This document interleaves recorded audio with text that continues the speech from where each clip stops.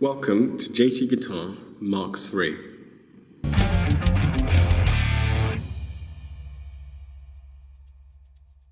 Hello and welcome to JT Guitar. I just thought it was about time I did a video update of the studio in its current setup, and also this will be the last video, probably the last video in this studio, because I'm moving, or we're moving. JT Guitar is moving, so I thought I'd do this video to do a little update, a little tour update of the. I always call it the shop. It's not a shop; it's a music school, but I guess it used to be a bit like a shop about 8 years ago, and I haven't really let go of calling it the shop. I also still call it the little shop, but it's not really little anymore either. But nonetheless, is this level? Oh, sherbet. I don't think it's actually level. That's level. I also just wanted to say sorry. Not done a video for like 2 months. It's pathetic. But I've just been, obviously with the move, I've been crazy busy, and I didn't want to do a video because I know I couldn't keep it to myself. I'd say, oh, we're moving, and then if we didn't, I'd be really embarrassed. So, we are moving. I've signed the lease, so sorted. I'll see if I can show a preview of that at the end. But yeah, on with the tour. So, now we're in handheld mode, and this is the waiting room. I'll do a little close-up on some of the stuff in here in a minute. Excuse the footsteps, it's a wooden floor.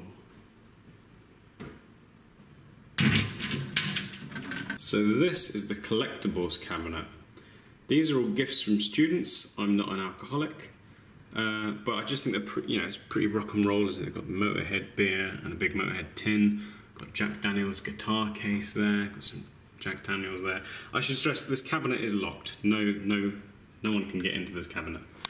And then down here we've got the kind of collectibles shelf almost. Got a limited edition gold Marshall MS2 that I got from their 50 for 50 event I was part of. Then here, this is a beauty and it sounds incredible. This is an Ibanez, or Ibanez, whatever you want to call it, Tube Screamer, limited edition, gold plated, and it sounds fantastic. And then got Marshall Governor here, an original one. And down here, got Boss 40th anniversary analog black DS1. That's again, sounds great. And here, super cool, I've got a Xander Circuitry Prototype 1 Cranium, which is an amazing sounding fuzz pedal, and if you don't know Xander Circuitry, check them out. That might seem a little out of place, but I used this doing some advertising work for AC/DC, where me and some other guys who I play guitar with had to go around London dressed as Angus Young to promote their new album Black Ice. This up here is pretty disgusting. One of my students somewhat kindly bought it back from their travels for me. I don't mean to seem ungrateful, because it's incredibly considerate, but it smells of like dead old skin. It's gross. This poster here, which actually has fallen out of its frame, I need to fix that, is from the Songbirds Guitar Museum, which is the world's biggest collection of vintage and rare guitars in Chattanooga.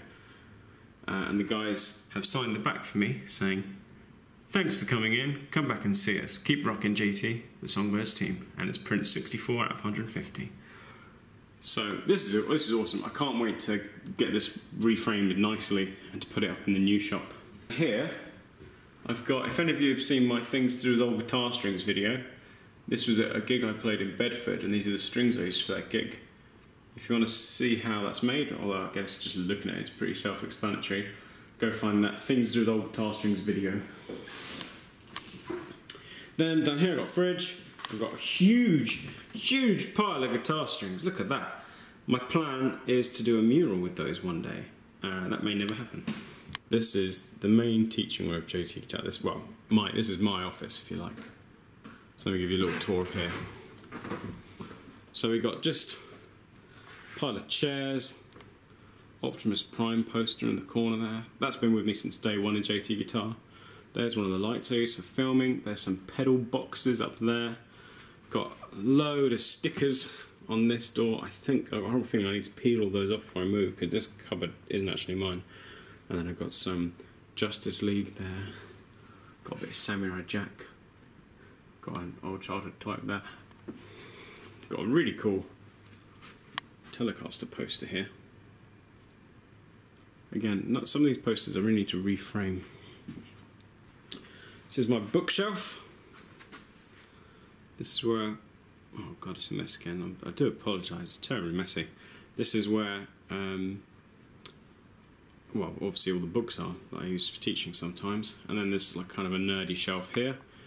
I've only bought that bucket. That's the only thing I've bought. These are all very kind gifts from students. What's really funny is they all think I collect pop vinyls, but one student bought me a pop vinyl. I was like, oh, that's really cool, it's Jimi Hendrix. And then another one saw that I had that, so they bought me Kurt Cobain. I was like, oh, thanks, that's really cool.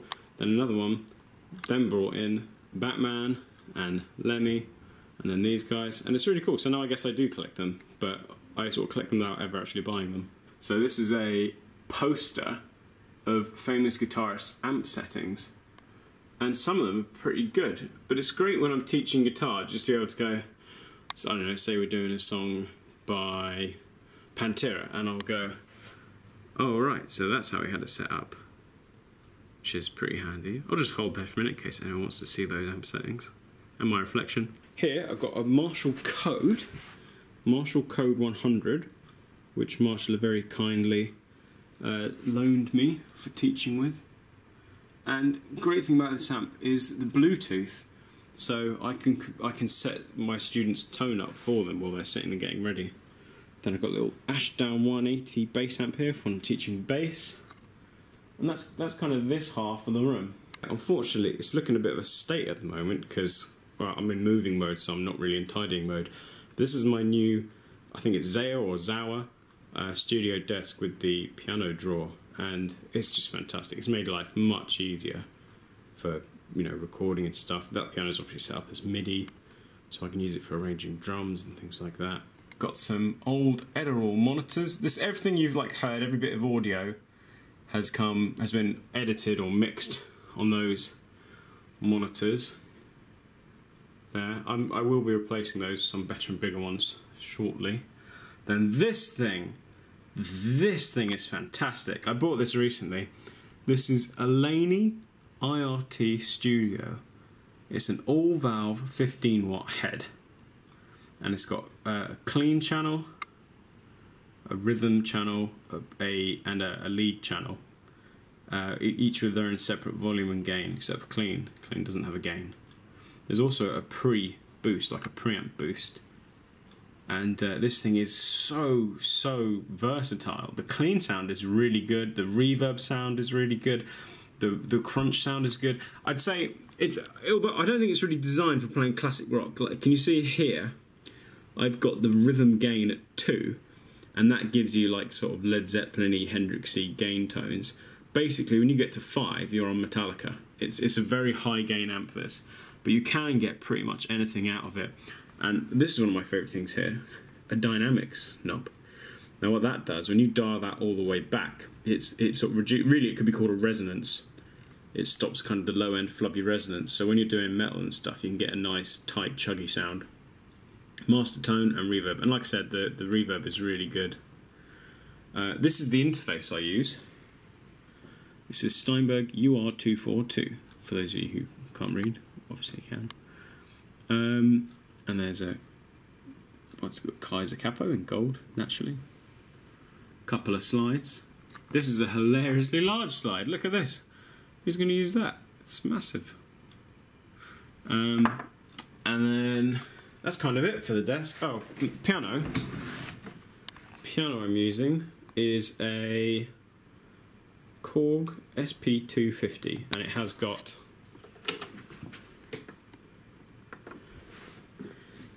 weighted keys.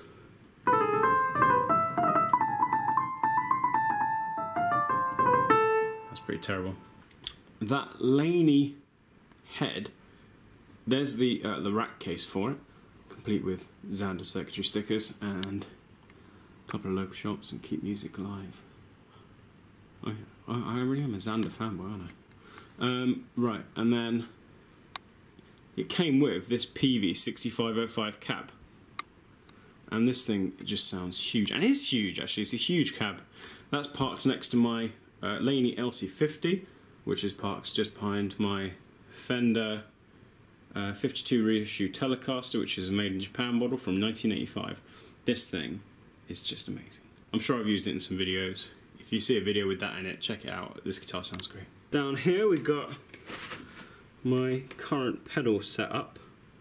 So we've got Electro-Harmonic Soul Food, we've got Green Mushroom Big Muff, Full Tone Full Drive 3, SP Compressor Korg Tuner, Vox Analog wah pedal, got a Mua E-Lady flanger in the corner, we've got this is an old, early 90s or late 80s Boss Super Chorus, Boss Tremolo, Electro-Harmonic's Memory Man, the stereo one with Hisari, and TC Electronics Hall of Fame. I will be replacing this soon because it started getting glitchy and it's really starting to tick me off. Then these acoustic panels, Will and I made a video on how to make those. It's called Ultimate Budget DIY Acoustic Panels. Do watch that because these are fantastic and they cost nothing. I might be able to demonstrate actually. You hear, if I talk in front of this, you're like zoomed right in on the panel. Can you hear the sound's kind of dead? And if I do the same thing against this wall, now the sound's going to be completely different because the sound are going to be reflecting off this wall quite heavily. So, imagine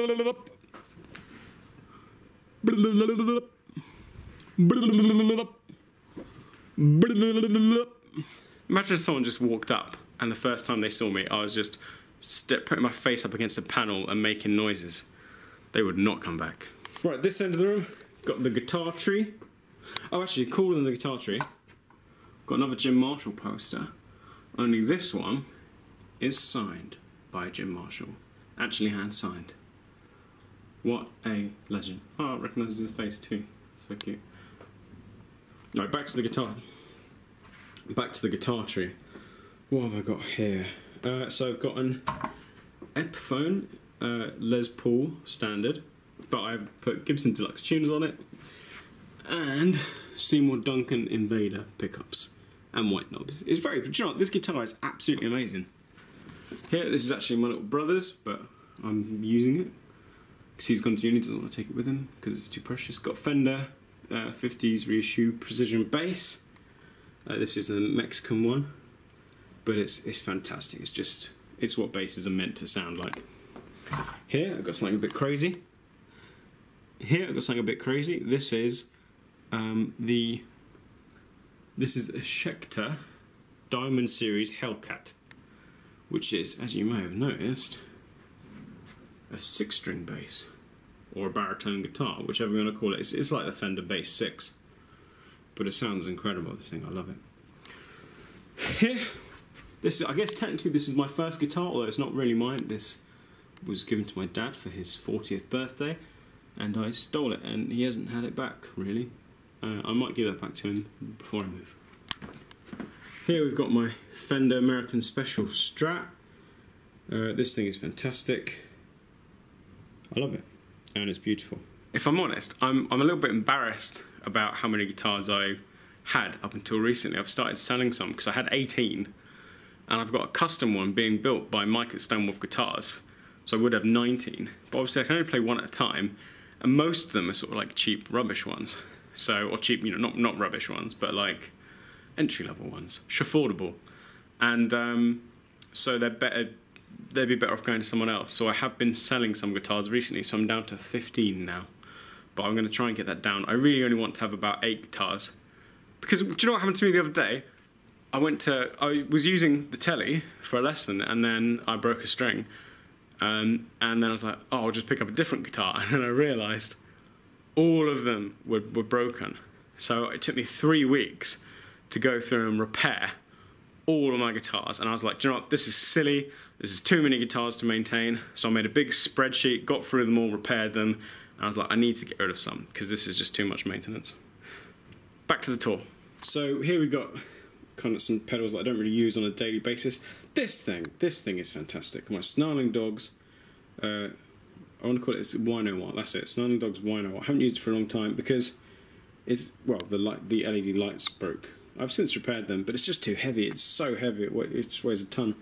This is a valve preamp pedal. Kind of ahead of its time, really. Came out in the early 2000s. Sounds great. I just don't play that much metal, or if I do, I prefer the sound of a full metal amp to a pedal. Well, although it is a preamp, so I'm just an idiot. This is the underwhelming gong of Idias. I should do that better. The underwhelming gong of Idias. And that's why it is named the underwhelming. Whenever I have an idea, I'm like... But like my ideas, it's underwhelming. This is a Ampeg B2. Oh, Jesus, Dusty. I'm so sorry. I'm so embarrassed.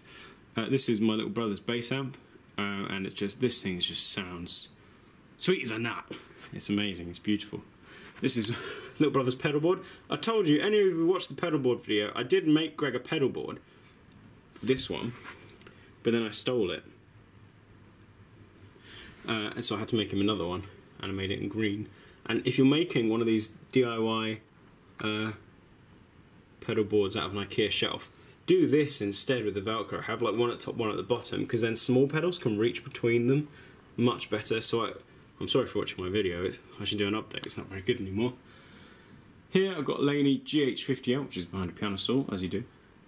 This is an all-valve head and cabinet made in the UK in the 90s. I think this is like 1994. It sounds amazing, but I will be selling it because it's too loud and I don't use it. It's just one channel. Maybe I'll only sell the cabinet, I don't know. Or maybe I'll keep the head just for posing with, but I could do with the money as well, to be honest, for the build. Korg tuner pedal, not in use at the moment. Moore Shimverb, rubbish, don't bother. Metal Zone, awesome, don't believe the anti-hype. Boss shelf here, Super Overdrive, that sounds great. Overdrive Distortion, that sounds great. Super Shifter, that sounds great, but doesn't work, bastard. Boss DS1, this is also a bit broken, but sometimes it works. Marshall Jackhammer, sounds great, but can you see, no, you can't see anything if I do that. The arrows wear off after a little while, so you can't actually see where you've set it. So I can't actually use it, even though it sounds really good. This is the newest pedal purchase. I got this for £15. Digitech Death Metal, and look at it, it's immaculate, it's never been used. And in the box it's even got the instructions and the original book, like a little booklet. And this beauty gorgeous McWonderful, this is my Marshall TSL 60 half stack, and it sounds as good as it looks, which is epic. If you watch this, you're getting a sneak preview of another video I plan to do, which is how good a pedal board can you build for £100? So I managed to get all these pedals for £100. This is the Digitech Main Squeeze compressor, and I got it for about, I think, £25. This is the Digitech Bad Monkey, which is kind of like their version of a tube screamer. It sounds absolutely awesome, and I got that for like 30 quid. This is a Line 6 Space Chorus, which is an absolutely fantastic sounding stereo digital chorus. It's amazing. If you can get one of these cheap, do it. This is a Fender analog delay, and it sounds crap. Actually, it might be, I don't know if it's analog or digital, but either way, it sounds pretty crap. And it doesn't work very well either, it's really unreliable. Here, got Laney VC30, which is kind of like Laney's version of an AC30, but it's 2-channel and much more versatile. Love this amp, might sell it because I don't use it very much. There's my pedal train hard case. It's kind of it for this room. Oh, I'm not actually purple. That's the blind is purple. I'm not Veronica from, or wherever she is, from Willy Wonka, whatever the what. Let me get the light on in here. So now we're in the corridor, which leads to the secondary room. Just down here, this is the, sorry, a bit dark. This is the spare guitars cupboard. As you can see, it's just a massive pile of guitars and some toilet roll, because there's toilets downstairs. And then this is the drum room. Complete. It's very hot at the moment, so I've got these massive 20-inch fans to try and keep us going. This is a Sonor drum kit, and these cymbals are fantastic. These are Meinl cymbals, all made in Germany in the 80s. They're fantastic. These are more acoustic panels. These are like the practice ones that Will and I did. This is a Yamaha portable studio, You record onto a CD, but it's also got a hard drive too. I wonder if I can upgrade that to a solid state hard drive. But this thing's amazing. My friends and I used to record all our bands as a teenager on this. Old CD player, old crappy laptop, needs updating. Then this thing's awesome. This is a Hughes & Kettner Tube Meister 5 head and a little 110 combo. Please excuse my voice being weird, it's because I'm talking next to a snare drum. This is the sound a snare drum makes when you talk next to it. Oh! I'm sure I've probably missed something. If you saw anything you're not sure about, do ask in the comments and I'll let you know what the hell it is. So thank you so much for watching. Don't forget to like and subscribe if you'd like to see more, and if you want to see the build process, I might try and film the build process as we do it. I might not, I might be too stressed and angry. We'll see, only time will tell. But thank you so much for all your support, and especially like loads of people who've subscribed even though I haven't been doing any videos. So people are like going back and watching the old ones. It's really great, it really helps me, inspire me to do more. And I've got so many video ideas coming up. I need to move to the new place and get that all settled, and then there's just loads of videos coming your way. So thanks again, take care, and I'll see you next time.